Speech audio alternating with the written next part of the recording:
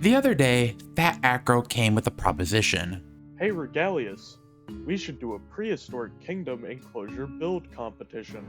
And I said yes, so I put up a poll about what animals we should use, and the Carcharodontosaurus won the poll. So both of us now have to build a Carcharodontosaurus enclosure in 1 hour, and the winner is decided by y'all.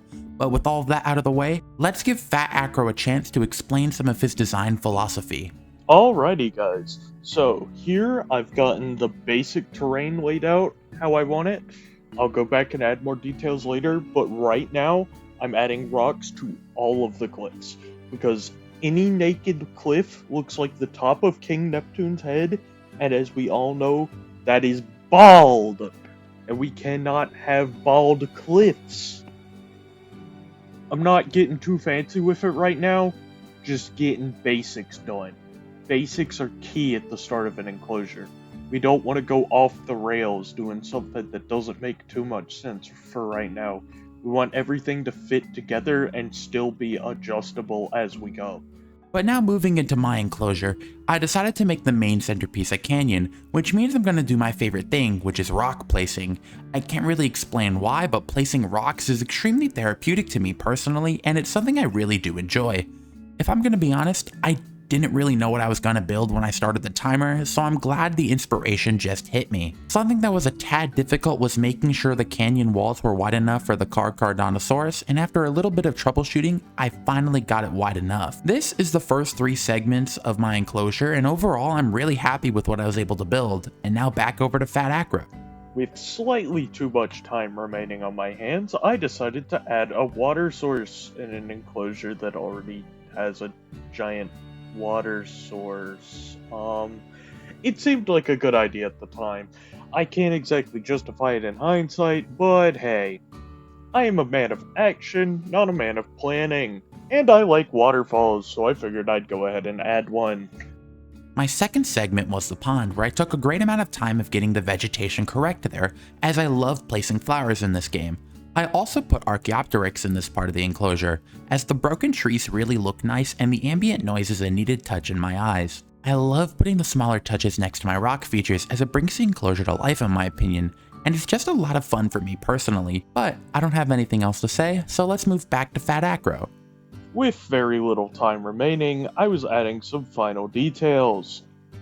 I was really appreciating how everything was coming together. I really liked my choices for foliage and the terrain colors.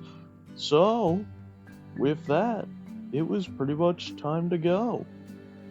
For my final segment, I originally wanted the feeder to be surrounded by bones. It just didn't look good, so I changed it to a rock feature. I decided to just place rocks, as there was less than 15 minutes left on the timer.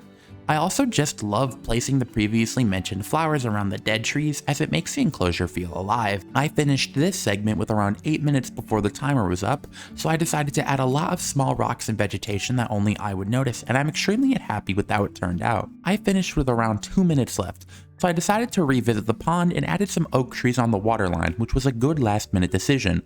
Overall, I'm really happy with how this enclosure turned out, but let's move over to Fat Acro for the final time as he's touring his finished enclosure. Alright guys, welcome to Casa de Carcara, where we have wonderful beaches, amazing apex predators, and of course, this beautiful enclosure brought to you by yours truly, where we use a mixture of coastal, shrubland, and savanna bushes to get this really incredibly prehistoric looking enclosure with, you know, a little bit of the more modern stuff, but I was mostly inspired by the Kim Kim Formation, or Kim Kim Beds I believe as they are called, to make something that looks really interesting, because it's an inherently just a grassy field, but it doesn't look like it because of the textures used and the foliage types. And because of that, I'm very happy with how it came out. This front cliff I find to be absolutely beautiful, and the beach just kind of is the star attraction of the enclosure, but it is in the front, so that's what you want. Because, like, from the viewing area, this is what you see. There's our wonderful river. Here we go, along the front, the beach. It's just absolutely amazing. Love it. Then, you know, we have plenty of areas where the Carcharas can get out of the view of the public. But even those areas are fairly decent looking. So, here's our waterfall that was kind of my side tangent for 20 minutes. But hey, I got everything done in the meantime, so it didn't hurt us too bad.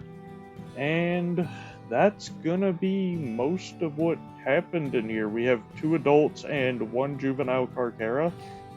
Both of the adults are male, so I guess it's a gay couple.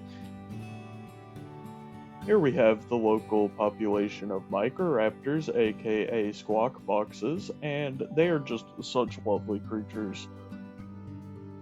They aren't the main attraction in the enclosure by any way, but it's nice to add them. Alright guys, thanks for touring Casa de Carchara. We hope to see you soon. Alright then, here is the tour for the Carcharodontosaurus enclosure I made. So here is the lovely Mrs. Carcharodontosaurus. I gotta say, I really like this skin.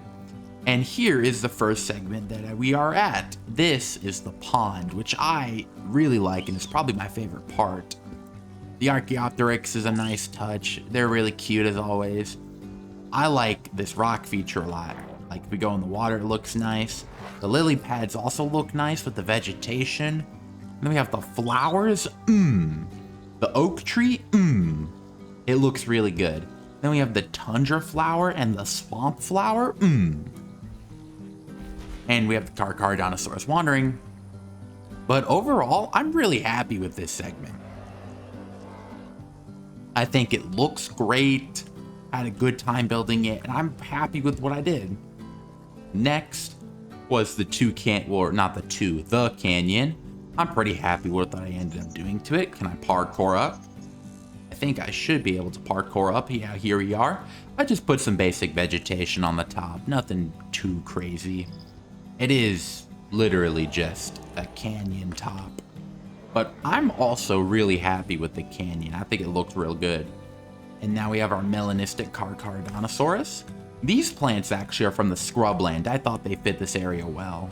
This is probably the part of the enclosure I like the least. I think the rock feature is a little weird looking back on it, but it's not horrible. I just think it could have done better. Hello, Mr. Carcark.